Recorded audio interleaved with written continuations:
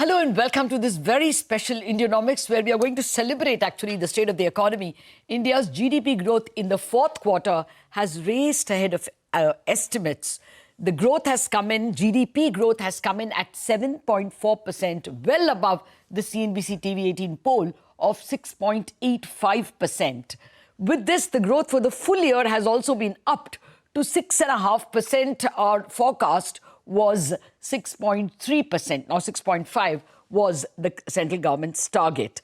There is a lot more to celebrate in the full year numbers. If one looked at the way in which capital formation has maintained its pace, the way in which private final consumption continues to be robust at 7.2%. I mean, we were all cribbing about urban consumption. For the full year, 7.2% is a damn good number, you will have to say. And even for the quarter, the private final consumption expenditure at 6% is a fairly decent number. Of course, capital formation has done even better.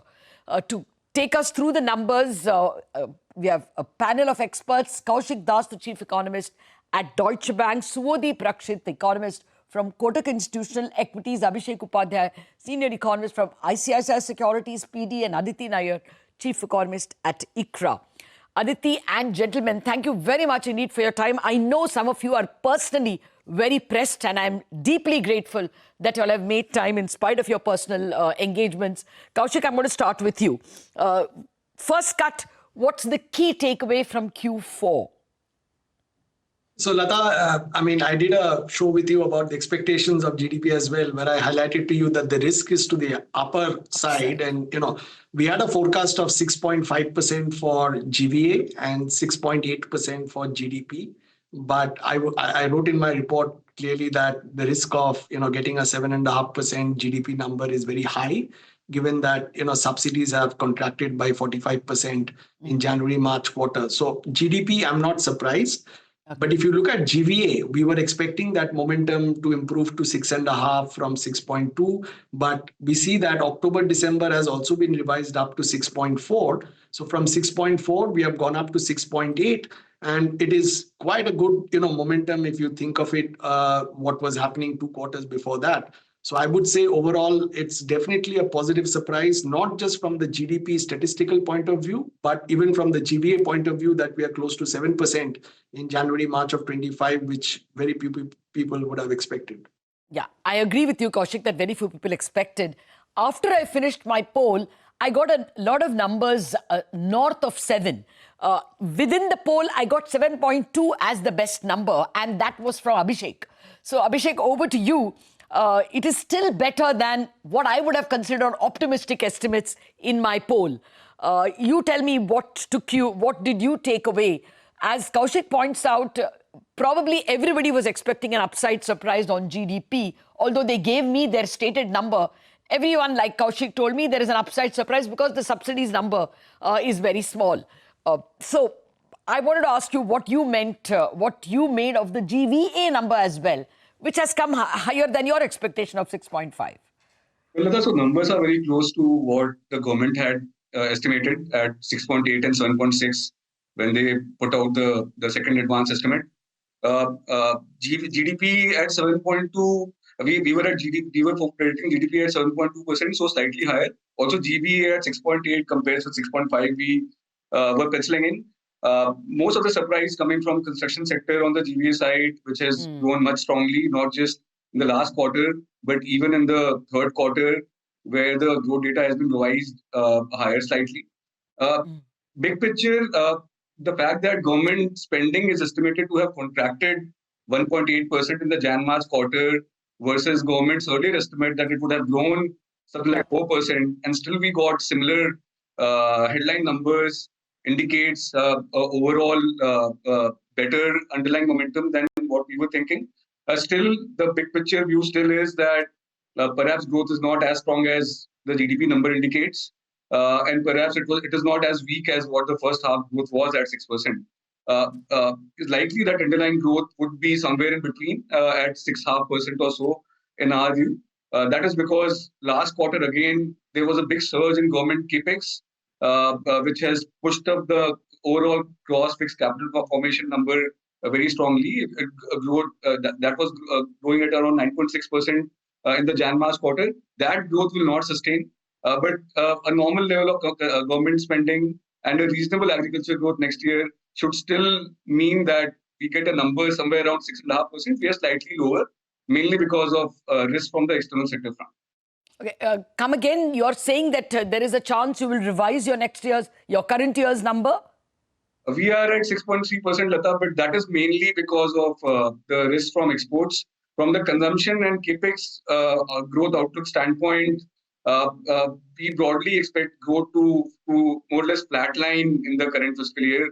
The big question is how big the drawdown from exports is. As you would know, exports was the key driver of growth in the recent years in the COVID period, because advanced economies gave a lot of stimulus and we benefited from these exports. Exports could slow down this year. Just that we have two buffers here, if I may point out. One, services exports is a key driver of our overall exports, and they can be more resilient even if global goods trade slows down. And second, commodity prices have declined, crude prices are lower, and that offsets some of this drag from weaker exports. Therefore, we are slightly lower than 6.5% at 6.3% in terms of our growth forecast for this year. Okay. I can understand that the global headwinds are keeping everyone a little wary, but the kind of gross fixed capital formation that we are seeing clearly should throw up greater productivity and output in the coming quarters. And private final consumption as well in the fourth quarter has grown by 11%. I mean, we were all worrying that urban consumption may have stalled and it's only rural consumption.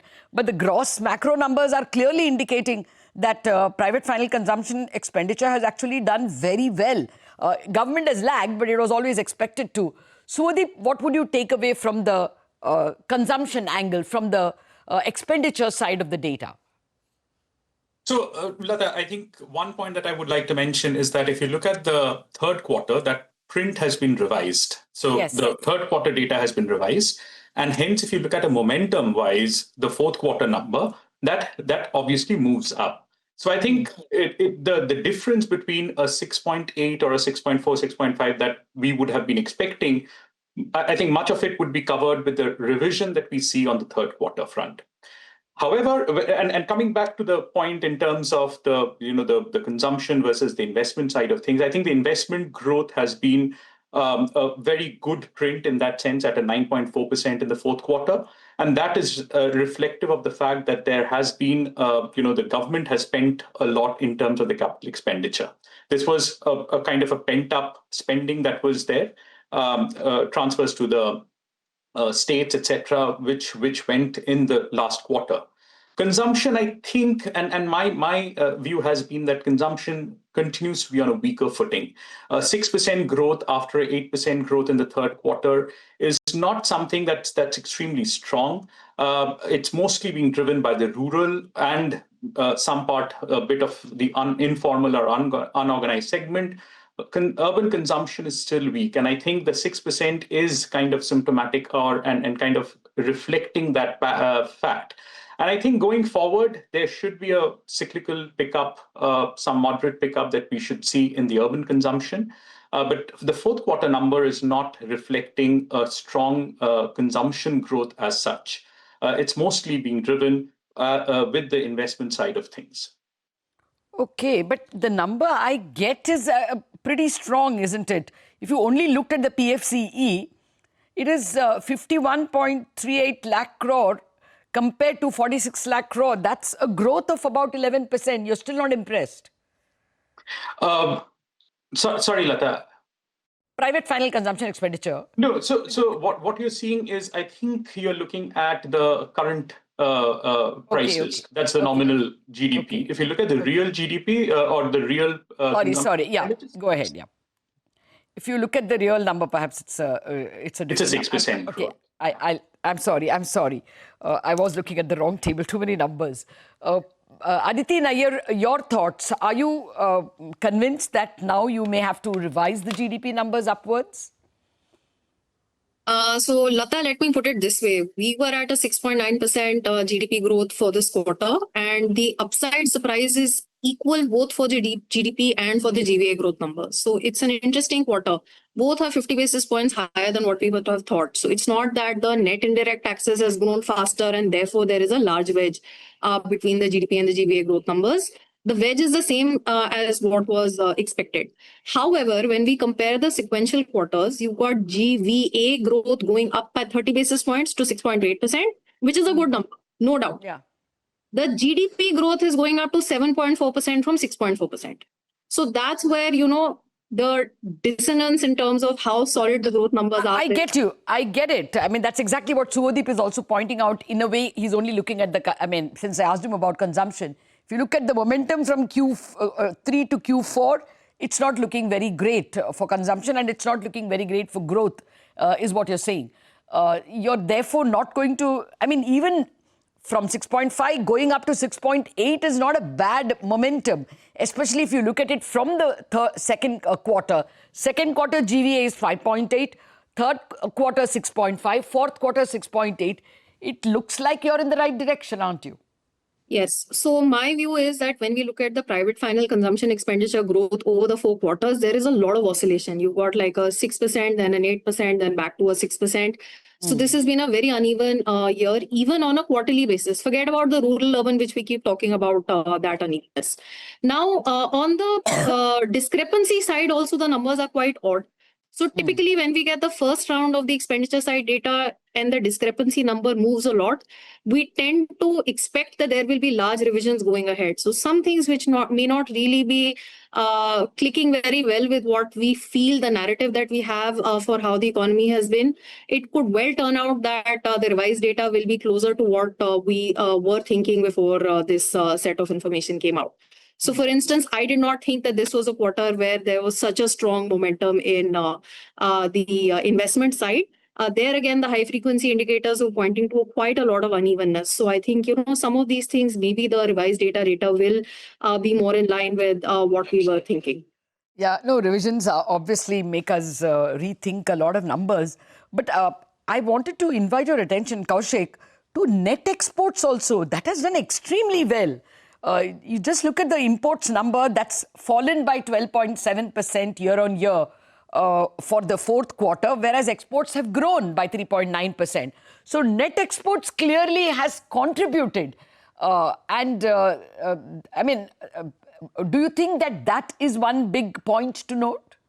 So there are a lot of data issues about double deflator and all, how imports are calculated. But generally, if you see the last few quarters, the net exports contribution to GDP is quite positive. And, that's why we have got a GDP number close to 7.4 even in this quarter. Yeah. But Lata, the point is, if you cut through all the noise, real GVA growth is at 6.8. RBI, for all its worth, would be looking at the headline number and, reacting on the basis of those numbers. So I think 6.8 is a very good number compared to the last few quarters when people thought that India's growth has gone very low and, we are much below potential. 6.8% GVA growth is pretty good. And as I told you in the previous show as well, that we are not as pessimistic, like others for FY26 growth. Our growth forecast is 6.5. And I'm telling you, probably there could be upside risk going forward, also because of a technicality of GDP deflator, where this year you're going to get WPI inflation only about 1 percentage point average, and CPI inflation is supposed to be around 3.5. So your GDP deflator could be 2.5%. FY25, I think nominal GDP growth has come at 9.8. Even if you take a lower nominal growth of 9%, and if you have a GDP deflator of 2%, you can end up with a real GDP growth of 7% just mathematically for FY26. I acknowledge that there are a lot of downside risks from the global, developments that have been happening. But if you look at the domestic story, April, September, the government would be spending a lot of capex, and compared to last year when they did not do anything, you'll get a very good year-on-year increase in April, September because of government spending. RBI has, infused a lot of liquidity, changed their, policy rates, 50 basis points, another 50 basis points will come. They've changed the macroprudential tightening. Inflation has fallen, tax cuts have been given. These are all very positive for consumption going forward. And consumption, by the way, is close to 60% of GDP. So if you get this consumption right and government is spending, even if private investment is low, I can't see how India's growth could be lower than 6.5%. If anything, there could be an upside risk as we go forward in the next few quarters. So that's my optimistic take. That's a neat wrap on all the optimistic factors that are providing a tailwind for the economy. To it, I would also add higher than expected monsoon. And today I had Dr. Ramesh Chand speaking to us, and he believes that he was forecasting that the current year's agricultural growth also will be well over the FY25 growth will also be well over 4%, and he expects a repeat of that, given that the early signs from the monsoon are good. So given all this, yes, there is an upside risk. So we have to take a break, but thereafter my questions to all of you will be, is there an upside risk to your own forecast for the current year? And secondly, should we tone down, therefore, the expectations of more rate cuts from the Reserve Bank? Those questions after the break.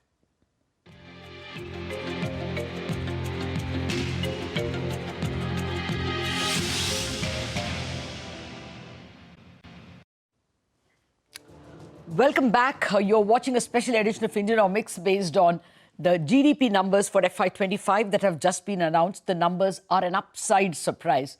Both the fourth quarter numbers and the full year numbers are better than the polls thrown up by CNBC-TV18 and other agencies. I've been speaking with economists Kaushik Das, Subhadeep Rakshit, Abhishek Upadhyay and Aditi Nair. Gentlemen and Aditi, thank you very much for waiting on, for your patience. Abhishek, first cut, is there a likely upside risk to your numbers, growth numbers for the current year? We are taking balanced risks. Again, I come back to the global growth viewpoint. This year, exports would have contributed roughly 80 to 90 basis points. The additional growth in the last fiscal year. That's correct. FY24 exports growth was around 2%. Last fiscal we got around 6% growth, which was a meaningful growth support. If we see a sharp slowdown here, then it will be difficult to get stronger growth. That said, assuming US economy doesn't enter a recession and global commodity prices stay soft, other factors are more benign clearly. Two points here. One, we are thinking underlying growth at the start of the current fiscal is 6.5, but it could well be stronger. In the past, what we have seen is whenever the informal sector of the economy is doing well, the tendency for growth is more towards upgrades rather than downgrades, which is possible again. And second, consumption has been the key weak point for us all through, last few years. But what we are seeing now is rural demand, which is the bigger part of the overall consumption pie, has started to do well. And with additional tailwind from, a weaker inflation that we anticipate this year, it is likely consumption growth could surprise higher. Finally, urban consumption, which is more global demand sensitive, but it has some tailwinds, as Kaushik mentioned, from income tax cuts, as well as the interest rate cuts from RBI, which should support that part of the economy. So yeah, one way I'll put this is the downside risks at this stage appear limited, assuming global growth is not very, very, very weak. Yeah. That's a nice way to put it. Let's not speak about upside risks when there is still a big global uncertainty. But Subhadeep, it'll be very difficult to argue for 4 cuts with such a growth, wouldn't it? Yes, Lata. Argue for 4 cuts, it depends on the perspective, right? When we say 6.5% growth, from a policymaker's perspective, is it a good growth or a bad growth is a good question to ask. If you aspire for a 7.5% growth, and if you have inflation which is favorable, and when I say favorable, it is below your central target. Mandated, yeah. Yes. And then I think that's the point where you try and push growth as much as you can, because eventually a point will come cyclically. And that's the nature of cycles, that you will have to move the other side. But when you can push for growth, when you can support growth, you will work with the inflation growth mix that we have. Now, the point is that if you have a 3.5% growth in FY20, 3.5% inflation average, which is our estimate for FY26, and even if you have, let's say, 1.5% as a natural or a neutral rate, you have space to cut rates. If not by 4, you can have another 3 for sure. But my point is that, whether it's another 75 bips cut or whether it's 100 bips cut, the context is, if we believe that 6.5% is good enough, then maybe 50 bips. But if we think that 6.5% is not what the potential growth of the country is, and the monetary policy, along with the fiscal policy, has to move towards at 7%. Got it. Sorry, unfortunately out of time, so I'll have to, rush the comments from Aditi and Kaushik. Aditi, take from Reserve Bank, how many cuts? So, Lata, I think we also need to focus on the fact that when we look at the annual GDP growth data, there is a very sharp slowdown between FY24 and FY25. Now, with CPI inflation averaging close to 3.5%, which is our forecast, and several months ahead where we want to have sub 4% monthly prints coming in, I do think that we could be in for another 75 basis points of rate cuts. 50 is, I think, a minimum. 75 is certainly possible at this point. Oh, 75 possible. Kaushik, last word. You have the last word from RBI. So Lata, since I'm the most optimistic on growth, therefore I would say only 2 more rate cuts. Okay. And that also 25 basis points in June, after which in August I expect RBI to pause and they give the final rate cut probably on 1st October in the October policy, where the policy rate comes down to 5.5. Remember that RBI has infused so much liquidity, and with this dividend transfer, your effective easing has happened already another 25 basis points. So in June, if RBI cuts rates, you're probably going to see 50 basis points actual rate cuts because of liquidity. And I don't think you need to go below 5.5 on the repo rate. As I told you before, in 2019 calendar year, our GDP growth was below 5%. That is the time when RBI had cut policy rate to 5.15. Today, we are saying that growth could be 6.5 or between 6 to 6.5. Why should the repo rate go to 5.15? So I think 5.50 is the terminal repo rate. Fair point. Actually, you're not alone, Kaushik. I think Abhishek shares that point of view. But with a pause in August, I think people are just doing extrapolation every week. At the moment, the market also may be on your side, because the bond yields have moved by 5 basis points after the GDP numbers have come. So the new 10-year is at 6.22%. It was at 6.17 yesterday. And the old 10-year, which is really the 9-year, has gone up to 6.25, if I'm not mistaken. So clearly, the market believes that the good growth could put a leash on Reserve Bank's largesse. That's it on this edition of Indianomics. Kaushik, Suvadeep, Abhishek and Aditi, thank you very much for analysing the GDP numbers.